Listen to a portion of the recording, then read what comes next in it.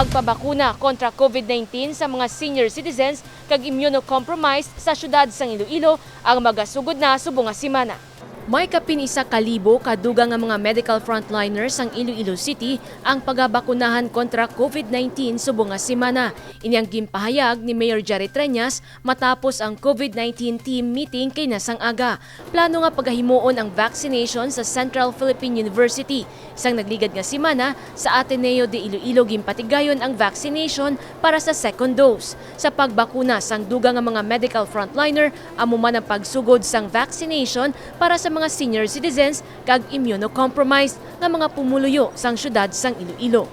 Ginatanaw ko pa kung pilagid ang vaccines nga available because ang gusto ko nga we make use of all the vaccines nga rin na diri. So may ara ko instruction kay nag-COVID meeting team meeting aga pa. Dire upod man sa mga kapitanta ang instructions ang tanan nga senior citizens why isang age limit kay may nag-report sa akon nga hasta lang 65 why ni age limit no even those who are bedridden pwede maka-vaccine as long as may clearance sa ila doktor. Antes ang pagpabakuna, kinahanglan nga magparehistro ang mga senior citizen kag immunocompromised. Magluwas sa mga barangay hall, may ginapatigayon nga registration sa kada distrito. Sang nagligad nga semana, nagsugod ang vaccine registration caravan sa Haro Plaza. Sarang man makaparehistro sa mga vaccine registration sites sa Robinson's Place sa City Proper kag Festive Mall sa Mandriao. Kaangot sinigin sapol man sang alkalde ang mga Association of Barangay Captains President sa syudad agud maplastar ang dugang nga mga vaccination registration area sa kada distrito. Isa sa mga lugar nga plano pahamtangan sang vaccination para sa mga senior citizen kag immunocompromised amo ang SM City Iloilo. We are looking at SM City no because nag-offer si Mrs. Tessie C. Coson nga ang ila dira bila area sa sinihan dira ang mabakuna dason dito sila magwa na sa North Park and we are looking into that no base dira kita mabutang sang para sa mga senior citizens kag immunocompromised. Sa subong Sinovac ang nakahanda nga bakuna para sa vaccination. Ginapaabot pa ang AstraZeneca nga pagabaklon sang syudad. Samtang padayon man ang negosasyon sa iban pa kasubong sang Moderna, Novavax, Janssen kag Gamaleya. Jennifer Garcia Hernandez para sa Levela Patrol. Inbound travel padulong sa syudad sang Iloilo pagabuksan epektibo buwas nga adlaw. Epektibo buwas nga adlaw. Pagabuksan na ang inbound travel padulong sa syudad sang Iloilo. Kag may mga strikto nga pagsulundan nga dapat sundon agud makapauli diri. Ginpahayag ni Mayor Jerry Treñas, insigida nga magapaidalom sa RT-PCR test ang mga magapauli kag sila ang iga-monitor sa mga barangay health emergency response team. Ang aton nga protocol pag abot diri swab 5 days sa ila balay bantayan sila sang BHERTS kung mag-symptomatic sila re-swab. Why anay sang close contact sa ila familia. Kung hindi sila pwede ka close contact, then we will provide the quarantine facilities for them. No? Nagahinyo man ang alkalde sa mga pumuluyo sa syudad, nga likawan anay ang mga non-essential travel, ilabi pa nga nagapadayon ng pagsaka sang kaso sang COVID-19 sa iban nga lugar. Mapagwa kita advisory nga why anay gwa sa syudad for non-essential travel. No? So, hindi ka na magkadto sa sagwa. Parang diri lang taanay because gasaka pang kaso. No? And this is an advisory that we are going to release before the afternoon para nga kabalo ang tanan. Nga why anay magwa diri sa syudad, diri lang anay kay ti nagasaka kaso sa iban nga mga probinsya. Sandig sa datos sang Iloilo City COVID-19 Emergency Operations Center, Abril 18 sini nga tuig, may 5 ka new confirmed cases sa syudad sang Iloilo. Gani abiso sang alkalde nga mangin alerto gid ang tanan samtang nagapadayon ang pagbato kontra COVID-19. We have to really be on the alert, no? May isa kitang OFW halin sa Brazil nagtiner sa Netherlands, negative na, pag-abot diri positive, no? So, ang amon concern kay na, we just have to make sure nga why nga new variant nga nag-abot diri. So we are coordinating with RITM, padala naton to mga specimen.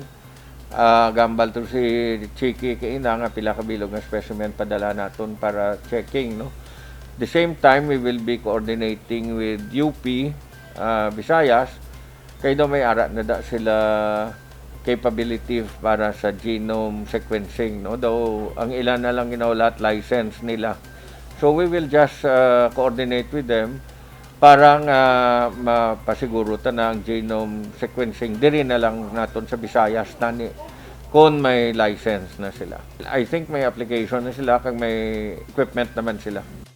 Panawagan sang alkalde sa mga magapauli sa syudad sang Iloilo nga magkooperar sa mga pagsulundan agod maproteheran ang kaugalingon kag isig katawo batok sa COVID-19.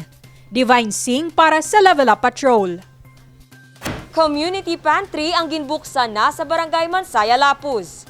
Mga supplies ang ulutanon, canned goods, kagiban pa nga pagkaon ang libre nga makuha diri sa community pantry nga ginbuksan sa Barangay Mansaya, Lapuz, subong nga adlaw. Sarang makakuha sang ila kinahanglanon ang mga residente sa barangay. Inspirasyon sa pagbukas sa community pantry ang kasubong sini nga konsepto nga nagsugod sa Metro Manila. So amon preparation gid, what actually when the opportunity was opened to me by Nang Carmela to actually open this community pantry, I actually immediately asked her, what is the target community? Because we cannot just go around with any community. We need to have a community with the needs that we can provide ang community nga na. So that's why we came up, nag-brainstorm man kami sa actually community nga ma-reach namon. So we were thinking of a community in the city proper area, but hambal namon sige, let's expand a little bit more. Where do we think nga mas kinahanglan sa people ang help right now? And we actually remembered Barangay Mansaya in Lapuz. Kasi last year I was actually there also leading relief operation with my best friend Chad. We were able to lead relief operation there, and we realized na more than the oil spill, even until now, they're actually still struggling and coping and recovering from the effects of the pandemic. So other than that, ang second nga preparation is that we need a contact person. We need somebody in the barangay. And we're actually very happy that the Sangguniang Kabataan of Barangay Mansaya, Lapuz is very supportive and very welcoming. So we made contact there. Nang Carmela actually had a very good contact through one of their SK Kagawads. And if you were actually there kagina, the help of the SK was very important to us, very valuable gid sila. Kag ang mahambal po is that this would not be possible without the help of the SK and of the barangay officials themselves. It was just a very an idea lang. We don't have any nag-isipan sa bilog na organization or it started an organization, but no, it was just an individual idea, our idea, both of us. So we came up with this idea because of we realized that there is parang grabe ang traction sa community pantry sa Manila, and it really helped a lot of people. Then we chose the barangay. Then it comes to the point that we analyzed first, does the Ilonggos need this? Because we know that our mayor really worked hard for us to recover from this pandemic and mitigate the rising cases. But then we realized that Alan's group initiated a relief operation last year during the oil spill incident. And as part of my organization last year, which is Youth Strike for Climate Philippines, we sent a letter to Mayor Chanyas to look into the plight of the communities and how can he act about it and hold accountable within the company that caused the power barge. So I talked to Alan that it was Saturday night. I talked to Alan that can we start a community pantry here as well in Iloilo? Then we nag-isip pa kami kung ano man, basi maging successful bala ayan ini. Kay okay man lang Iloilo. We're doing fine. Our economy is nag-revive na aton economy. But then we realized na there are may ara man gihapon community nga gaka-apektuhan sa pandemic and not all was able to look for a job nga kang trabaho diri sa syudad sa Iloilo agud nga ma-sustain ng ila pamilya. Then we realized that yes, it's dito sa Barangay Mansaya nga naapektuhan sa oil spill gid last year. Ginkalipay ni SK Chairman Mars Jeremy Jaime nga sila ang pinakauna nga barangay sa syudad sang Iloilo nga nagpatigayon sa community pantry.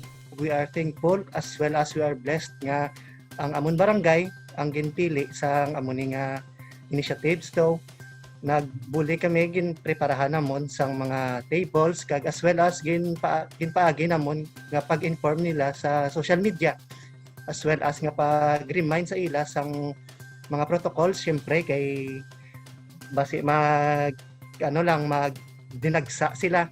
So gina-remind gid sila namon nga one at a time lang para maka social distancing kita. Tapos as well subong nakita namon ang ilang mga faces. Happy gid sila. Happy ang iban nga naghatag kag happy man happy ang pagbaton kag happy ang pagkuha nila. So give and take as well. So nami ini siya nga initiative. So ang iubraw na lang namon is i-maintain ini nga hindi lang pang one day kundi sige-sige na. Mas nami nga kada barangay. Para naman kay SK Kagawad Carl Vincent Rizon, proud siya bangod na tigayon ng ini nga programa pinaagi sa ila pag binuligay. Siyempre, first of all, proud gid mami kay siyempre sa mga barangay kag sa pigid. Suportado sang alkalde ang ini nga lihok. I think that is a very nice thing to do, especially nga subong kadamo gid sang way obra, nadulaan obra or pigado ang kita like the jeepney drivers, the tricycle drivers, mga vendors naton. I think that's a very nice thing to do, and if there is someone who will start this, I think suportahan gid dapat naton kay subong kapigado gid sang aton pumuluyo. Ginalauman nga magluwas sa Barangay Mansaya Lapuz, magabukas man sang ila kaugalingon nga community pantry ang iban pa nga mga barangay sa Iloilo City. Dane Raffles para sa Level Up Patrol.